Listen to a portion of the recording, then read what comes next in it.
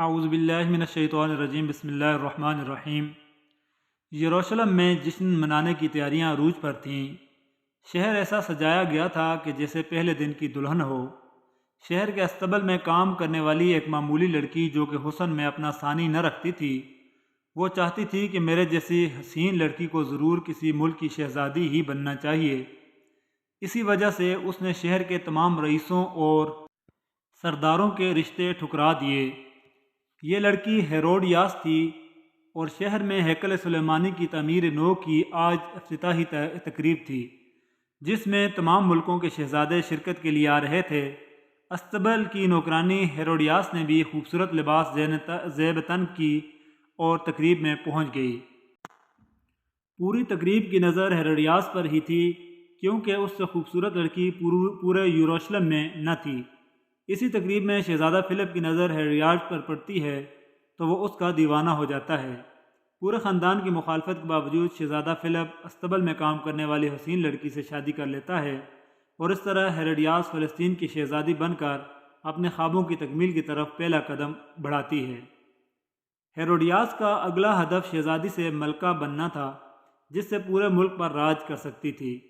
Herodias کا ملکہ بننے کا خواب تب چکنا چور ہو جاتا ہے جب وہ فلپ کو بیٹا دینے کے بجائے ایک بیٹی کو جنم دیتی ہے۔ ملکہ بننے کے لیے ضروری تھا کہ ہیروڈیاس فلپ کو ایک وارث دیتی۔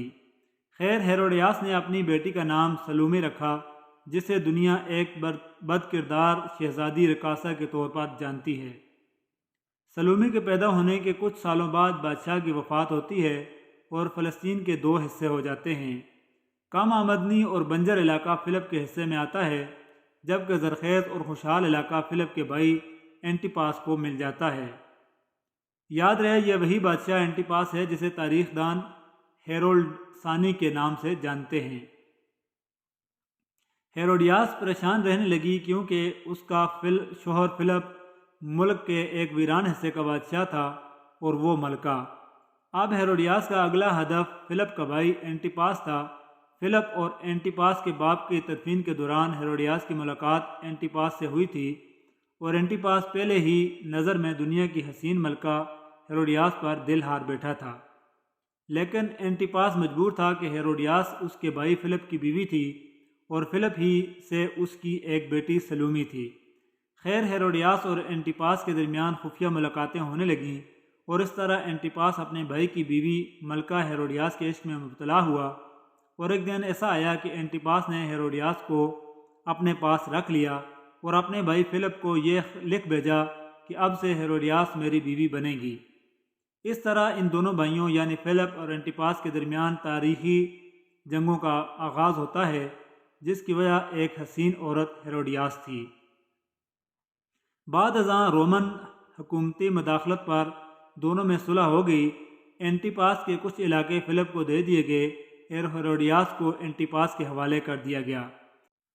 ان دنوں حضرت زکریا علیہ السلام کے بیٹے حضرت یحییٰ علیہ السلام یروشلم کے لوگوں میں تبلیغ فرمایا کرتے تھے۔ حضرت یحییٰ کو عیسائی یوحنا کے نام سے بھی جانتے ہیں۔ آپ علیہ السلام کا انداز گفتگو نہایت شیریں اور نرم ہوتا۔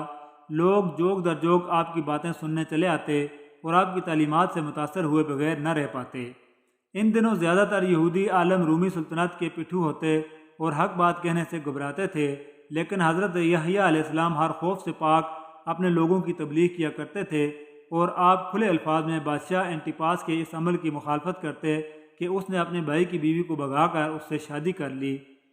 بادشاہ اینٹیپاس نے تو حضرت یحییٰ علیہ السلام کے خلاف کوئی قدم نہ اٹھایا، لیکن ملکہ ہیروڈیاس جو کہ اینٹیپاس کی بیوی بن چکی تھی، اس نے حضرت یحییٰ علیہ السلام کی گرفتاری کا حکم نامہ جاری کیا۔ آپ کی گرفتاری سے جب آپ کے چاہنے والوں نے احتجاج کیا تو ملکہ ہیروڈیاس نے یہ تدبیر اپنائی کہ حضرت یحییٰ علیہ السلام کو جیل سے نکلوا لیا، لیکن ان کو اپنے محل میں موجود باغ کی رکھوالی کا کام سونپ دیا۔ ملکہ ہیروڈیاس کو حضرت یحییٰ علیہ السلام سے خاص دعوت تھی۔ وہ چاہتی تھی کہ کسی طرح حضرت یحییٰ علیہ السلام کو شہید کر دیا جائے، لیکن خدا کی قدرت جس نے زلیخا کو اپنے حضرت یوسف علیہ السلام کا دلدادہ بنایا، اسی طرح ملکہ ہیروڈیاس کی بیٹی شہزادی سلومی جو کہ اینٹیپاس کے بھائی فلپ سے پیدا ہوئی تھی، اس نے ایک دن حضرت یحییٰ علیہ السلام کو ایک دن باغ میں کام کرتے دیکھا تو ان پر دل ہار بیٹھی۔ سلومی اپنی ماں کی طرح حسن میں یکتا اور بے مثال تھی اور اس کے چرچے قریب کے ملکوں کے شہزادوں میں تھے۔ شہزادی سلومی نے جب حضرت یحییٰ علیہ السلام کو محل میں کام کرتے دیکھا تو ان کے چہرے پر ایک معصومیت اور خدا تعالیٰ کی طرف سے ایک ایسا نور تھا کہ جو متاثر ہوئے بغیر نہ رہ پائی۔ اس نے حضرت یحییٰ علیہ السلام کو اپنی خوابگاہ میں طلب کیا اور انہیں دعوت گناہ دی، لیکن حضرت یحییٰ علیہ السلام نے اسے جواب دیا کہ میں تجھے دیکھنا بھی گناہ سمجھتا ہوں، اور وہاں سے چلے آئے۔ دنیا کی حسین ترین شہزادی کو انکار بہت ناگوار گزرا اور وہ انتقام کی آگ میں جلنے لگی۔ وہ خوبصورتی جس پر وہ غرور کرتی تھی اسے ایک قیدی نے ٹھکرا دیا تھا۔ سلومی یہ بات نہایت عجیب اور توہین آمیز تھی۔ اس کے کچھ ہی دنوں بعد بادشاہ انٹیپاس نے ایک تقریب کا انعقاد کیا جس میں تمام ملکوں کے بادشاہوں نے شرکت کی اور انٹیپاس کو بہت سے تحائف ملے۔ ملکہ انٹیپاس نے اپنی بیٹی 7 رنگوں کے کپڑوں میں ملبوس کیا اور نقاب پہنوا کر اسے رقص کے لیے پیش کر دیا اور بادشاہ سے کہا کہ یہ میری طرف سے سب سے نیا تحفہ ہوگا۔ اس رقص کا مقصد بادشاہ انٹیپاس کو خوش کر کے سلومی کو تخت کا وارث قرار دلوانا تھا۔ پھر بڑے دربار میں سلومی کا رقص شروع ہوا جو کہ بے حیائی کی تمام حدود پھلانگ گیا۔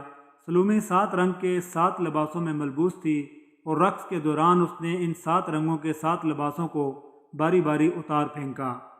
یہ رقص کئی گھنٹے جاری رہا اور بادشاہ اور اس کے درباری پلک جھپکے بغیر سلومی کا رقص دیکھتے رہے۔ رقص کے اختتام پر بادشاہ نے کہا کہ مانگو جو مانگنا ہے۔ شہزادی سلومی نے اپنے منہ سے نقاب بھی اتار دیا تو تب سارے درباری حیران رہ گئے کہ یہ تو بادشاہ کی سوتیلی بیٹی سلومی ہے۔ خیر سلومی نے حضرت یحییٰ علیہ السلام کے قتل کی خواہش کی جس کو بادشاہ نہ ٹھکرا سکا، اور سلومی کے کہنے پر حضرت یحییٰ علیہ السلام کو شہید کیا گیا اور ان کا سر سلومی کو پیش کیا گیا۔ لیکن ان کی بدبختی یہاں ہی نہ رکی۔ بادشاہ انٹیپاس اس رقص کے بعد اپنی سوتیلی بیٹی کے عشق میں مبتلا ہو گیا۔ ملکہ ہیروڈیاس نے جب اس بات پر اعتراض کیا تو بادشاہ ہیروڈیاس نے اپنی ملکہ اور سلومی کے ماں ہیروڈیاس کو بے دردی سے قتل کر دیا اور اپنی سوتیلی بیٹی سلومی سے شادی کر لی۔ لیکن یہ بات شہنشاہ روم کو ہضم نہ ہوئی۔ اس نے بادشاہ انٹیپاس پر فوج کشی کی۔ اس نے انٹیپاس اور سلومی کو قید کر کے ایک صحرا میں پھینکوا دیا جہاں بھوک پیاس سے انہوں نے تڑپ تڑپ کر جان دے دی۔